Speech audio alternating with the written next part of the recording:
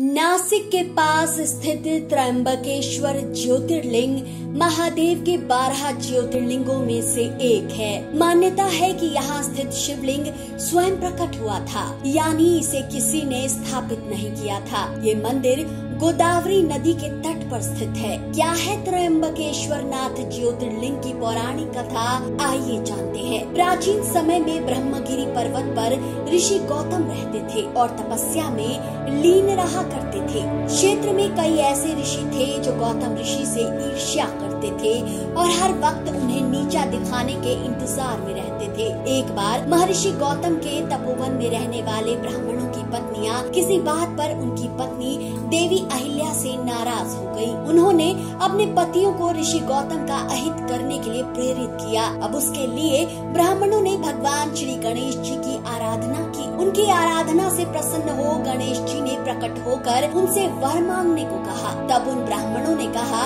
यदि आप हम पर प्रसन्न हैं तो किसी प्रकार ऋषि गौतम को इस आश्रम से बाहर निकाल दे। ब्राह्मणों की बात सुनकर गणेश जी ने उन्हें ऐसा वर मांगने के लिए मना किया, लेकिन वे सब अपने आग्रह पर अटल रहे। आखिरकार गणेश जी को विवश होकर उनकी बात माननी पड़ी। अपने भक्तों का मन रखने के लिए वे एक दुर्बल गाय का रूप धारण करके ऋषि गौतम के खेत में प्रवेश कर गए। गाय को फसल चढ़ते देखकर ऋषि बड़ी नरमी के साथ हाथ में घास का तृण यानी तिनका लेकर उसे हाँकने के लिए लपके। उन तृणों का स्पर्श होते ही वह गाय वहीं मरकर गिर पड़ी। ऐसा होते ही बड़ा हाहाकार मच गया। सारे ब्राह्मण एकत्र हो गौ हत्यारा कहकर ऋषि गौतम की भर्त्सना करने लगे। ऋषि गौतम इस घटना से बहुत आश्चर्यचकित और दुखी थे। अब उन सारे ब्राह्मणों ने कहा कि तुम्हें यह आश्रम छोड़कर कहीं दूर चले जाना चाहिए, क्योंकि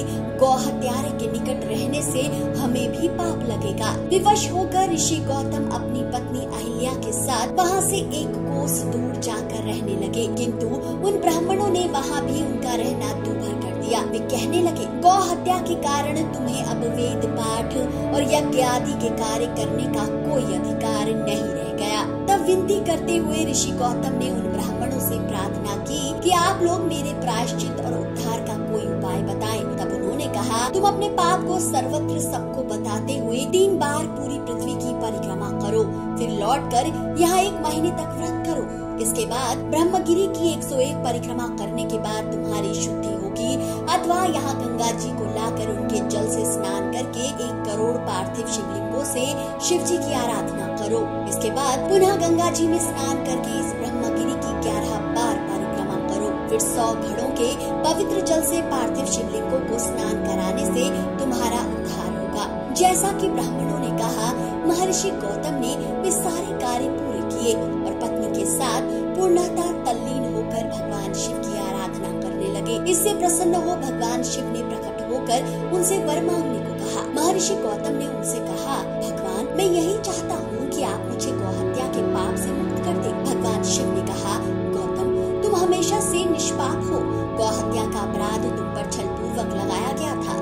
छल पूर्वक ऐसा करवाने वाले तुम्हारे आश्रम के ब्राह्मणों को मैं दंड देना चाहता हूँ। इस पर महर्षि गौतम ने कहा कि प्रभु, उन्हीं के कारण तो मुझे आपका दर्शन प्राप्त हुआ है। अब उन्हें मेरा परम हितैषी समझकर उन पर आप क्रोध न करें। तब बहुत से ऋषियों, मुनियों और देवगणों ने वहाँ एकत्र हो गौतम की बात का अनुमोदन करते हुए भगवान शिव से सदा वहाँ निवास करने की प्रार्थना की। वे उनकी बात मानकर वहाँ त्र्यंबक ज्योतिर्लिंग के नाम से स्थित हो गए। गौतम जी द्वारा लाई गई गंगा जी भी वहाँ पास में गोदावरी नाम से प्रवाहित होने लगी।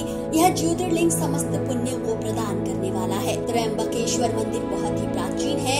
मंदिर के अंदर एक छोटे से गड्ढे में 3 छोटे-छोटे शिवलिंग है। ये 3 शिवलिंग ब्रह्मा, विष्णु और शिव के नाम से जाने जाते हैं। त्र्यंबकेश्वर मंदिर के पास 3 पर्वत स्थित है, जिन्हें ब्रह्मगिरी, नीलगिरी और गंगा द्वार के नाम से जाना जाता है। ब्रह्मगिरी को शिव स्वरूप माना जाता है। नीलगिरी पर्वत पर नीलांबिका देवी और दत्तात्रेय गुरु का मंदिर है। गंगा द्वारा पर्वत पर देवी गोदावरी या गंगा का मंदिर है। मूर्ति के चरणों से बूंद बूंद करके जल टपकता रहता है, जो कि पास के कुंड में जमा होता है। कैसे पहुंच सकते हैं मंदिर तक? इस मंदिर तक पहुंचने के लिए आपको नासिक पहुंचना होगा। नासिक वायु मार्ग, रेल मार्ग और सड़क मार्ग से सभी प्रमुख शहरों से जुड़ा हुआ है। नासिक से त्र्यंबकेश्वर मंदिर करीब 29 किलोमीटर दूर है। यहाँ से मंदिर तक पहुँचने के लिए कई साधन मिल जाते हैं। तो मित्रों, आपको आज का ये वीडियो कैसा लगा, अपनी राय कमेंट करके जरूर बताएं। वीडियो अगर पसंद आया है तो इसे महादेव के भक्तों तक अवश्य पहुँचाएं।